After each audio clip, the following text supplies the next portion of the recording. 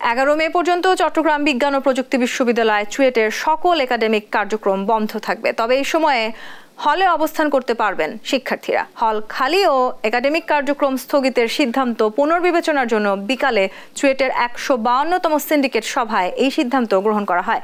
এদিকে সড়ক দুর্ঘটনায় 2 শিক্ষার্থী নিহতের ঘটনায় শিক্ষার্থীরা আন্দোলন স্থগিত করলেও কাপ্তাই সড়ক 4 লেন করা সহ 10 দফা দ্রুত বাস্তবায়নের দাবি তাদের। সিন্ডিকেটের নতুন সিদ্ধান্ত ঘোষণার পর আন্দোলন স্থগিত করেছে শিক্ষার্থীরা।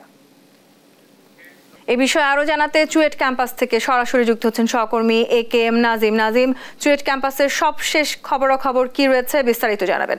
জি, আপনি যেমনটা বলছেন, চুয়েট ক্যাম্পাসের অবস্থা এখন একটু উত্তপ্ত হতে পারে, কারণ আজ বিকেলে বিশ্ববিদ্যালয়ের যে সিন্ডিকেট সভা রয়েছে, সেই সভা অনুষ্ঠিত সবার পরে বিশ্ববিদ্যালয়ের পক্ষ থেকে আসলে সিদ্ধান্ত জানিয়ে দেওয়া হয়েছে। সেই সিদ্ধান্ত হচ্ছে আগামী 11 মে পর্যন্ত বিশ্ববিদ্যালয়ের একাডেমিক কার্যক্রম বন্ধ থাকবে এবং যে ঘটনাটি ঘটেছে, দুজন শিক্ষার্থী নিহত এবং যে আন্দোলন চলছে সেই বিষয়ে একটি তদন্ত কমিটি গঠন করা হবে।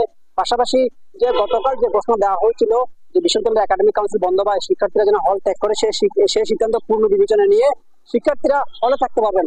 তবে এই সিদ্ধান্ত জানানোর পরপর শিক্ষার্থীরা আবারও এই সিদ্ধান্ত প্রত্যাখ্যান করে আন্দোলনের ডাক দিয়েছে বলে আমরা জানতে পেরেছি। শিক্ষার্থীরা এখন বিশ্ববিদ্যালয়ের যে শহীদ মিনার রয়েছে, জিরো পয়েন্টে, সেখানে অবস্থান করছে বলে আমরা জানতে পেরেছি। তবে বিশ্ববিদ্যালয়ের যারা শিক্ষার্থী রয়েছেন তারা বলছে তাদের এই সিদ্ধান্ত তারা মানবেন না, কারণ বিশ্ববিদ্যালয় প্রশাসন যে সিন্ডিকেট সভায় যে সিদ্ধান্ত দিয়েছিল, সেই সিদ্ধান্ত দেওয়ার পরে আসলে শিক্ষার্থীরা সিদ্ধান্ত প্রত্যাখ্যান হওয়ার পরে তারা বিশ্ববিদ্যালয়ের শহীদ মিনার চত্বর রয়েছে সেটিতে তারা জড়ো হচ্ছেন বলে আমরা জানতে পেরেছি। তবে এখন পর্যন্ত তারা শান্তিপূর্ণ আন্দোলনের দিকে যাচ্ছেন। এখন পর্যন্ত যে কাপ্তাই যে সড়ক রয়েছে, বিশ্ববিদ্যালয়ের সামনে যে সড়ক কাপ্তাই গুরুত্বপূর্ণ সড়ক, সেটি সচল রয়েছে, সেটিতে যান চলাচল চলছে। তবে বিশ্ববিদ্যালয়ের ভিতরে শিক্ষার্থীরা অবস্থান নিচ্ছেন।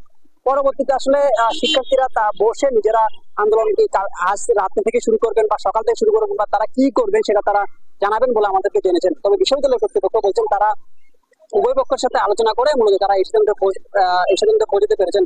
এবার বিষয় শিক্ষার্থীদের যে দাবি ছিল তারা লিখিত আকারে আমাদেরকে জানাবেন, সেটি আমরা হাতে পাওয়ার পরে আসলে এই বিষয়ে বিস্তারিত জানতে পারবো।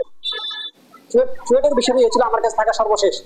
ধন্যবাদ নাজিম আপনাকে। দর্শক, চুয়েটের সর্বশেষ পরিস্থিতি জানাচ্ছিলেন সহকর্মী AKM নাজিম।